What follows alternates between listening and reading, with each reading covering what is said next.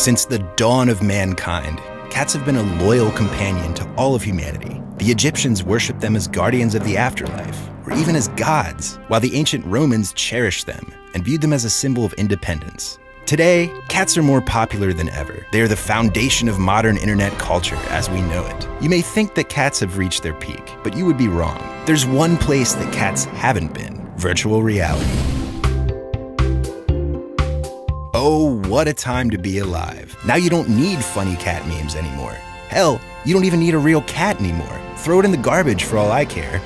Just strap on your VR headset, boot up Konrad's Kittens, and experience the virtual future of domestic house cats. Dear God, how has my life come to this? Here's my review.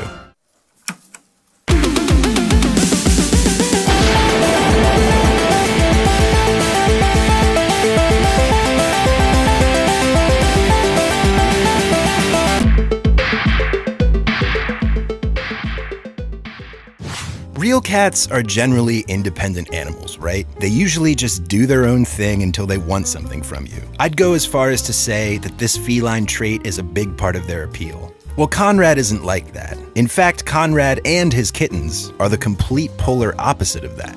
The game begins with a tutorial, a surprisingly lengthy one at that. As you're trying to follow the direction prompts on screen, you may have some difficulty. That's because unlike most VR games, you don't have hands. You have Konrad. Let me put it this way. You do have a hand, but you can't interact with anything unless you're holding Konrad. So in essence, your hand is a cat. Getting used to a virtual cat in place of your hand is a bit jarring at first. It also ensures that Konrad will be by your side at all times. I wish I could say that this is a blessing and a curse, but it's really just a curse. One unique feature to Konrad's Kittens is a thing called Plush Mode. Basically, to try to alleviate the awkwardness of having your hand turned into a cat, this mode rotates the controller tracking 45 degrees and encourages you to strap your Move Wand onto a stuffed animal cat. Well, I don't have a stuffed cat, but I do have Sonic. This mode makes the game a bit more immersive, I suppose, but it's still awkward since you still have to hold the stuffed animal at all times.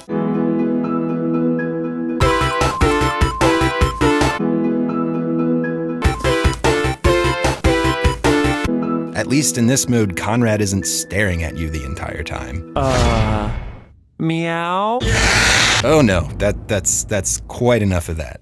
So you make your way through the tutorial, and then the real game begins. You will have to appease Konrad by carrying him around to different rooms of the house. These rooms contain specialized activity areas that will each satisfy one of Konrad's many needs. As you progress, more rooms and activities will unlock. Let's say Konrad is bored and he wants to play. You take him to the iPad and watch him swat at fake mice. Konrad has to use a litter box. You place him in it and you watch him do his business. You get the idea. You will continue taking Konrad to different activities and watching him complete them until his energy runs out. When this happens, the day is over and night will begin. Oh, Konrad, Konrad. It's all about Konrad. Or is it? Konrad also has kittens that he needs to care for. Thankfully, the kittens spend the entirety of the day sleeping, but at night, they wake up and they're almost as needy as Konrad. Almost. It's the same deal here. The kitten has a need and Konrad fulfills it. Feeding, playing, bathing. I can't even begin to describe what it feels like to have your hand turned into a licking cat. But it's not pleasant. It's a feeling somewhere between hearing the word moist and making awkward eye contact with a stranger. So what's your reward for taking care of the kittens? An energy boost for Konrad to use the next day. Lucky you! Now you have extra time to spend watching him sleep in a cardboard box or flying through these airborne hoops. It's like some cross between Superman 64 and Bubsy 3D. Let's blow this popsicle stand! So this is a day in Konrad's Kittens. This is basically all Konrad's Kittens has to offer. The days repeat, Konrad's needs repeat, and his experience grows. I'm still not sure what the experience does, if anything, but it's there, I guess. There's just so much waiting. You're waiting for Konrad to use the litter box. You're waiting for Konrad to scratch the post. You're waiting for Konrad to get blasted in the face by a snowball. Since you're stuck wearing your VR hat the whole time, you're forced to take it all in. You can't pass the time by looking at your phone or petting your real-life cat. You just have to wait and watch. You know, all of this waiting gives you a lot of time alone with your own thoughts. You really get the time to just take in the scenery.